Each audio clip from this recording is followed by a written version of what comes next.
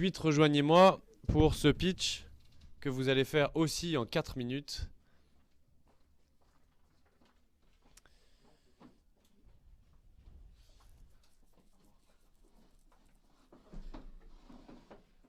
Allez, on y va. Quand vous êtes prêts, alors essayez de passer les slides, s'il vous plaît, vers le bas. Vers le bas, allez-y. Quand vous êtes prêts, allez-y, le chrono se met en marche tout seul. Ok. Allez. Donc on va vous présenter le projet Tobogang et notre interprétation du DevOps. Donc à savoir pour nous le DevOps c'est la DX, l'expérience développeur et l'opérabilité pour nos utilisateurs, nos clients. Et c'est ces deux critères qui ont déterminé nos choix techniques et fonctionnels. Mais avant tout, on est une équipe. Et c'est quoi cette équipe? C'est 4 défis réussis. On a énormément appris ensemble. On s'est énormément amusé. Il y a eu énormément de challenges et beaucoup d'entraide. On a pu partager nos expériences également. Puisqu'on vient de milieux différents, on a pu échanger sur pas mal de points techniques et remettre en question nos convictions. Je le disais, notre stack technique elle a été choisie selon nos convictions, à savoir 2 outils principaux, GKE pour la disponibilité de nos applicatifs, l'API et l'UI, et GitLab pour nos développeurs et son automatisation du continuous integration. Et on retrouve ensuite d'autres outils, à savoir le Container Registry de Google qui stocke et versionne nos images et fait une analyse de la sécurité sur les vulnérabilités, Cloudflare Node.dns, Mongo Atlas, donc une DB managée triple instance multi-région pour le scaling. On retrouve Locus pour des tests de charge jusqu'à 15 000 connexions clientes par minute. Et ensuite 2 autres outils, Sonar Cloud pour le Quad Quality et tendre à réduire la complexité cognitive de l'application Go, et Grafana pour le monitoring. Au cœur de tout ça, on retrouve le CI/CD qui est le cœur du DevOps. Et donc, il part des développeurs avec leur IDE favori. Et il va pouvoir être transmis de manière automatique à GitLab qui va pouvoir déclencher tout un tas de choses comme par exemple des analyses, comme on l'a dit, Sonar Cloud, mais également de la création, du build et de la création de conteneurs et également leur stockage pour ensuite un meilleur déploiement sur le Kubernetes Engine. Donc là, on retrouve notre environnement de développement. On a du coup mis en place 2 environnements, un pour les développeurs et un pour la production, qui est donc l'environnement final. Et le tout est stocké donc, sur GitLab, qui stocke le code et connecté directement au Kubernetes pour tout ce qui est déploiement. Donc comme on l'a dit, il y a des pipelines qui sont déroulés en 4 étapes. L'étape de test pour vérifier que l'application est fonctionnelle, le build de l'image pour qu'il soit ensuite déployé, l'analyse Sonar Cloud et ensuite le déploiement sur le Kubernetes. Donc, Sonar Cloud, dont vous en parlez, c'est un outil d'analyse statique de code qui vise à aider les développeurs à suivre les bonnes pratiques et ainsi à faciliter le développement. Et enfin, le Container Registry pour versionner nos images et revenir en arrière si besoin, avec une analyse des failles de sécurité sur nos conteneurs. Oula. On n'a pas la vidéo à couper. Oui. Au niveau du coup du cluster Kubernetes, on a un environnement de dev et un environnement de prod avec un ingress qui permet de récupérer nos demandes et les rediriger en fonction du dev ou de la prod. On va également avoir aussi le monitoring, une partie GKE qui va nous permettre de monitorer notre cluster dans son ensemble et une partie Grafana qui va nous permettre de monitorer nos différents namespaces, la prod, la dev et de voir toutes les métriques qui sont nécessaires. Notamment justement pour les tests de scaling. Là, on voit qu'on a une application qui commence à avoir du temps de réponse, ce qui n'est pas bon. Et en fait, avec le scaling automatique, on va pouvoir faire descendre ce temps de réponse en déployant de nouveaux pods en horizontal. Et là, on peut voir le billing de notre Google Cloud, de nos comptes Google, qui est à 57 € pour ce week-end.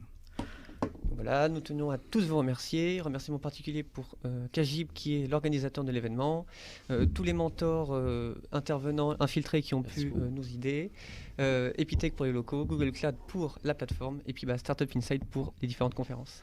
Merci. Merci beaucoup, c'est sympa, tu l'as mis à la fin pour que je coupe pas le micro. Bonne tactique, merci beaucoup. On a maintenant 4 minutes pour répondre à vos questions. Bravo à vous. Merci. Félicitations. Et je laisse le jury poser ses questions maintenant pendant 4 minutes. Vous n'en avez pas beaucoup parlé, je trouve, sur le défi 4. Vous n'avez pas trop expliqué ce que vous aviez fait dans les détails. Jusqu'à quel point vous avez abouti à la solution de sécurisation de votre plateforme? Alors c'est en 2 temps. Pour les images, ça va être, je l'ai dit avec notre analyse, on n'a pas signé les images, c'est la prochaine étape. Et après c'est sur toute l'infra, Alexis. Ouais, sur la partie infra, on a du coup le déploiement de la sécurité. On a un cert manager qui va gérer en fait nos certificats. Il va justement créer un certificat wildcard avec Let's Encrypt et il va le stocker dans des secrets. Le but, c'est de pouvoir exploiter au maximum les secrets pour stocker les informations sensibles. C'est ce qu'on a essayé de faire. Et je pense qu'au niveau de la partie certificat, ça a été réalisé. Et puis après, effectivement, tout ce qui est détection de CVE, etc., notamment lors du build de l'image, l'idée, c'est de pouvoir reprendre ensuite une image avec la dernière image, par exemple, sans CVE, quoi. Donc, c'est ce qu'on a mis en place. Et puis ça peut aller jusqu'à l'analyse de code, puisque avec le Sonar Cloud, on est capable du coup de définir si des librairies par exemple sont jugées deprecated, par exemple. Et justement, avec cette analyse, vous avez trouvé des problèmes dans le code qui a été analysé? Donc il y a une chose qui a été remontée, donc c'est un code smell, donc c'est pas un bug en soi, mais c'est une chose qui est jugée trop complexe pour, par exemple, quelqu'un qui reprendrait le code et qui ne connaîtrait pas l'application. Et ça a été, dans l'un des contrôleurs, la succession de if pour l'une des routes. Voilà. Sonar Cloud a jugé que la succession de if était trop complexe et devait être raccourcie ou modifiée. Comment vous vous êtes organisé entre vous? En fonction des envies déjà. Ouais. Et après peut-être je vais laisser aussi répondre Anas et Stéphanie. Oui, pour moi, en tant que je suis débutant dans ces domaines de DevOps, j'ai travaillé avec Alexis sur les certificats pour sécuriser le HTTPS sur Kubernetes. Et j'ai pu apprendre pas mal de choses. En fait, énormément des informations dans ce domaine sur Kubernetes, sur les CI/CD pipelines. Et du coup, Pour ma part, je vais remercier mes 3 collègues qui vous ont fait la présentation. C'est un peu eux le moteur de notre équipe. Et malgré l'urgence du challenge, ils ont quand même pris le temps de nous expliquer chaque partie et de nous intégrer à chaque petite étape pour qu'on puisse comprendre et apprendre avec eux. Voilà. Merci. Allez, une dernière question. Ouais, si c'était à refaire, vous referiez de la même manière, la même équipe?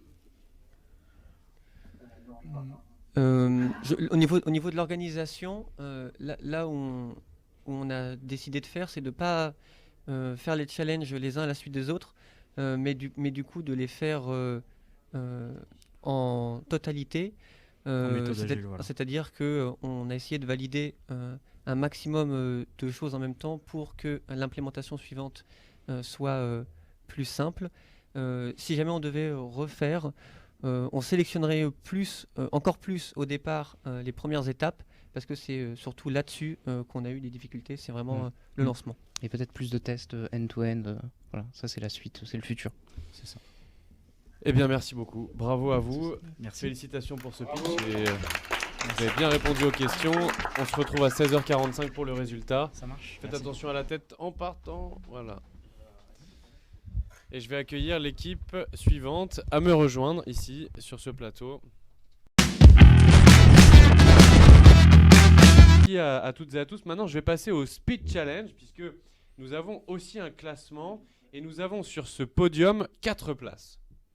Alors c'est une première. Si on nous annonçait qu'au JO on avait 4 places, on serait peut-être content. Mais ici, nous allons avoir 4 places. À la 4e place, et je vais annoncer tous les gagnants pour qu'ils puissent récupérer leur prix tout à l'heure. À la 4e place, qui a gagné un écran de gamer incurvé 34 pouces, c'est énorme. J'appelle Jules Péguet.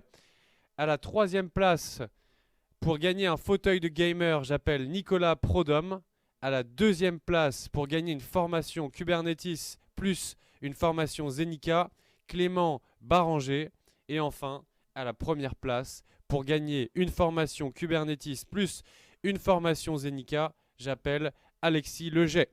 Et pour remettre ces prix, Thomas et Julien de...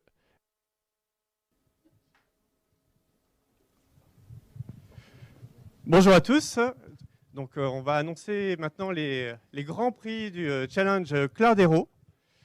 Donc, avant ça, en fait, je voulais insister sur le fait que Google Cloud, on était très fiers en fait d'avoir participé à organiser tout cet événement. C'était pour nous en fait un grand plaisir et très agréable de travailler tous ensemble. Et donc, pour éviter de faire patienter tout le monde, donc sur la 4e place sur l'hackathon Cloudero, donc un écran gamer incurvé 34 pouces pour Jules Péguet.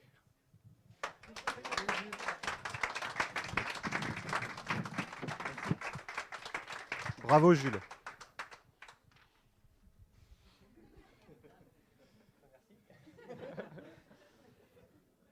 Bravo à toi. Une belle performance sur Cloudero. Vraiment, on voit que tu as joué le jeu. J'espère que tu as apprécié. Mais de manière générale, j'ai trouvé que les formations étaient quand même assez bien expliquées et le fait qu'on puisse avoir des accès comme ça pour se former à ce genre de plateforme, c'est très appréciable. Merci. Encore bravo. Bien, donc pour la 3e place de ce Speed Challenge, maintenant je vais appeler l'heureux gagnant d'un fauteuil gamer, donc Nicolas Prudhomme. Bienvenue, bravo.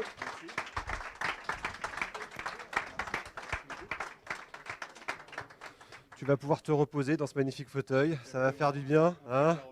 Ouais, tu l'as bien mérité. Merci beaucoup. Et merci à Google pour ce que vous avez mis en place et merci d'avoir... Ah, t'inquiète pas, on a compris. Ouais. La nuit était courte. La nuit était très courte, ça se voit. Bravo, merci beaucoup. Et donc, pour la 2e place du Grand Prix Cloudero, pour une formation Kubernetes Admin, attention, Clément Baranger. Bravo Clément. Bravo Clément. Maintenant, tu vas pouvoir te former de manière un peu plus intensive, avec un objectif en tête. Alors, quelle plateforme tu vas utiliser pour faire ça? J'ai le droit de répondre autre chose. Non, mais ça ferait une belle pastille sur LinkedIn. C'est bien. Encore bravo à toi.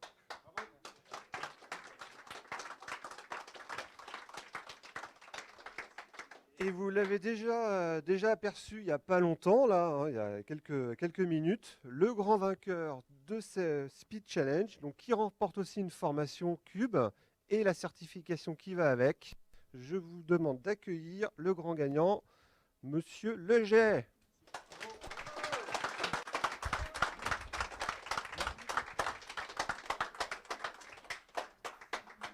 Ah, il est efficace, il veut... Ah oui, il est très efficace. Ouais. Un petit mot juste pour... Là, je vais clairement pouvoir mettre à profit tout ce que j'ai appris là, pendant l'event et essayer de décrocher cette certif. Ça serait pas mal.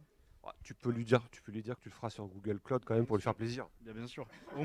Au moins. On a quand même tryhard pendant 2 jours. Je la passe sur Google quand même. Encore une fois, bravo. Merci.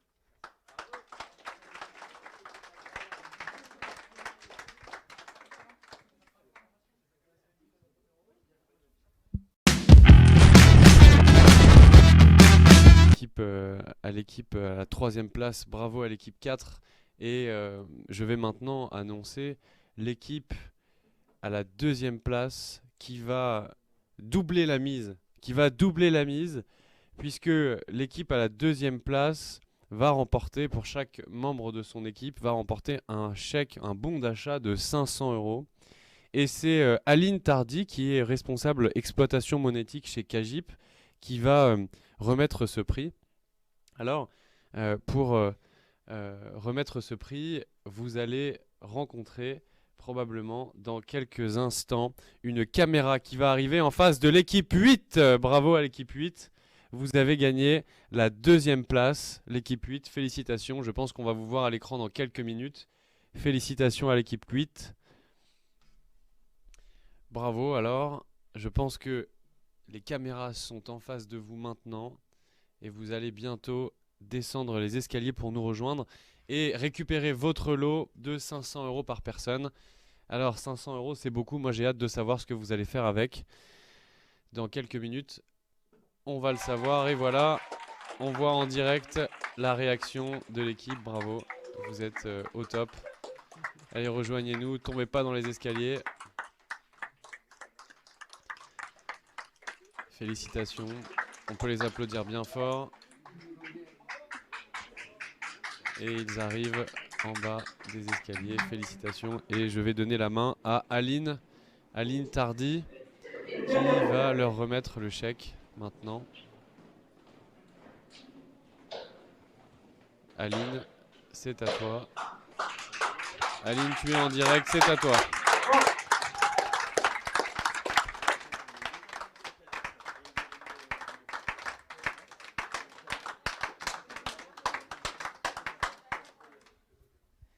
Eh bien, bravo, déjà, parce que c'était pas évident. On sait que vous avez beaucoup œuvré ces 2 jours. Ça a été difficile. Et honnêtement, vous avez fait vraiment une très belle prestation. Moi, j'ai pas eu l'occasion de vous croiser sur les premiers jours. Donc, ce qui est vraiment ressorti dans votre présentation, c'est la cohésion d'équipe. On a senti que vous étiez partis avec des niveaux différents et pourtant, vous êtes tous arrivés ensemble. Et ça, je dirais que c'est peut-être la meilleure leçon qu'on ait retenue de votre présentation. Et voilà, du résultat que vous avez présenté, c'est ça.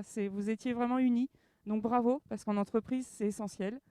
Vous avez aussi été clair finalement dans ce que vous avez présenté. Au-delà de la technicité, vous avez su parler de fonctionnalité.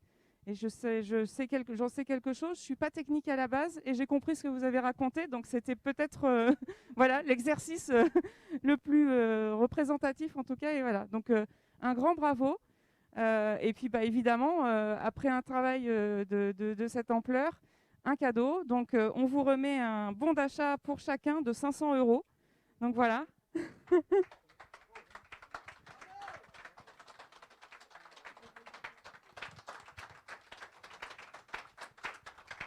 Et puis je pense que si vous voulez dire un petit mot, voilà.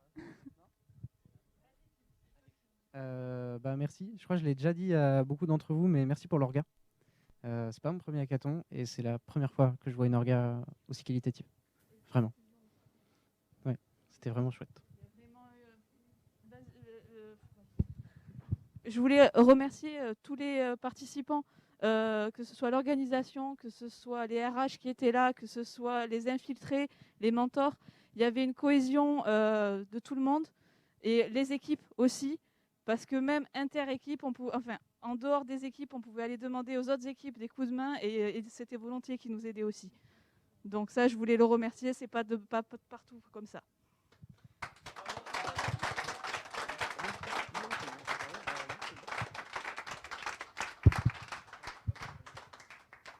Bravo, félicitations à l'équipe numéro 8. Eh bien, maintenant, puisque depuis tout à l'heure, on double